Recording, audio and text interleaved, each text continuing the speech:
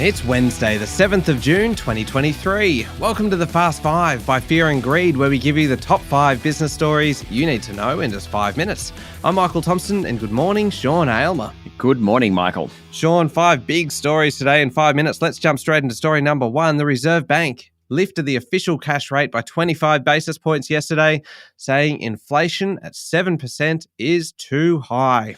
The central bank said the hike yesterday will provide greater confidence that inflation will return to its target of 2 to 3% within a reasonable time frame. In a statement after the decision, Governor Philip Lowe said high inflation makes life difficult for people and damages the functioning of the economy. If it becomes entrenched, it will lead to even higher rates and a larger rise in unemployment.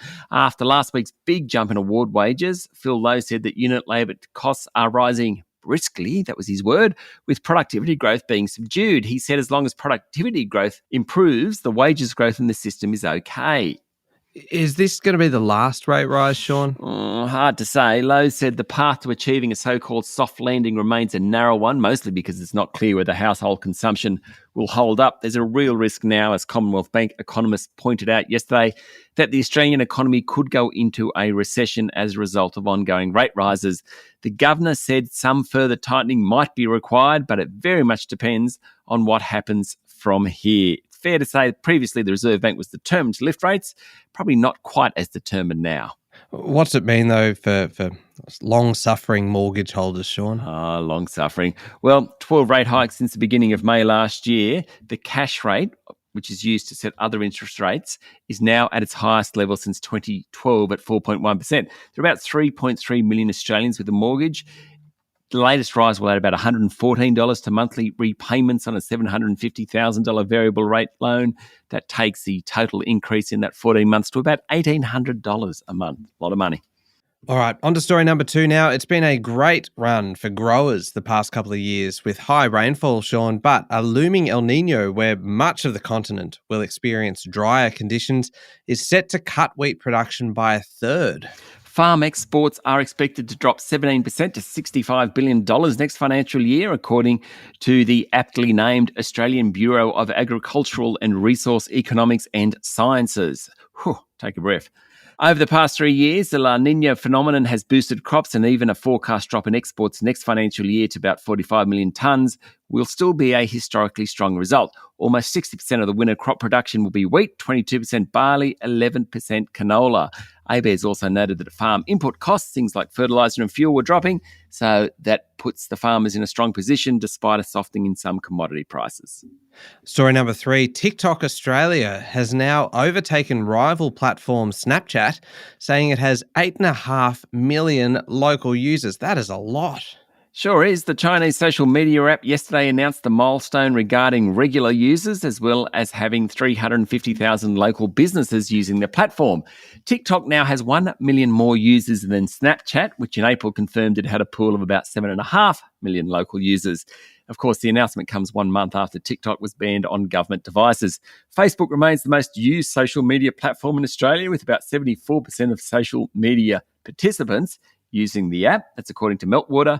Next is Facebook Messenger, then Instagram, and then TikTok. Just as an aside to this story, Victorian Premier Daniel Andrews yesterday said the Victorian government will scrap advertising in the printed newspapers of Nine and News Corp and head towards online ads and social media. That is a big change.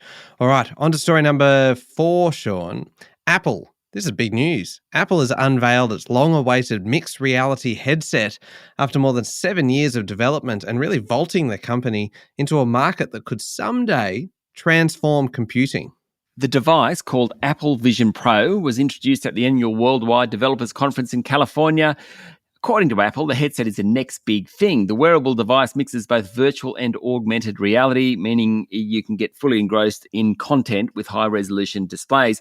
Apple also announced a bunch of other things. One of the ones I liked was something they're calling Name Drop. You'll be able to swap contact details with another Apple iPhone user simply by waving the phone next to each other. Anyway, the Apple Vision Pro is the first major new category since the Apple Watch was launched in 2015 for the company. Apple demonstrated the features and spotlighted content planned for the product, which looks somewhat like high-tech ski goggles. The content includes games and interactive video from Walt Disney Co., but it won't be cheap. It'll be about $3,500 or 5,000 Aussie. Yeah, that's a little bit pricey. Story number 5, last one, Sean. Speaking of pricey, a wealthy driver has been fined €121,000 or nearly $200,000 for speeding in Finland, where penalties are calculated on the basis of an offender's income. Yes, the man, Anders Wickloff, is quoted in the local media as saying, "I really regret the matter." I'm sure he does. Wickloff was driving 82 kilometres in a 50-kilometre zone when police stopped and booked him over the weekend. Along with the fine, he's had his driver's licence suspended for 10 days. Now, he does have a bit of a track record. In 2018, he was fined €64,000. 5 years earlier, he had to cough up €95,000 for these traffic demeanours. Wickloff is chair of a holding company that includes businesses in the logistics, helicopter services, real estate, trade and tourism sectors. I suppose he can afford it still. €121,000. Ooh, ouch. That is a lot of money. All right, there we go. The top 5 business stories in 5 minutes. Thank you, Sean. Thank you, Michael. It's Wednesday, the 7th of June, 2023. Remember to hit follow on the podcast. If 5 minutes isn't enough, you can find our longer daily show called Fear and Greed wherever you listen to podcasts. And every Wednesday, there's a new episode of How Do They Afford That, which is our sister podcast, making your money work a little bit harder for you. Today's episode is everything you should be thinking about as we approach tax time. You can find that wherever you listen to podcasts. I'm Michael Thompson, and that was The Fast Five by Fear and Greed. Have a great day.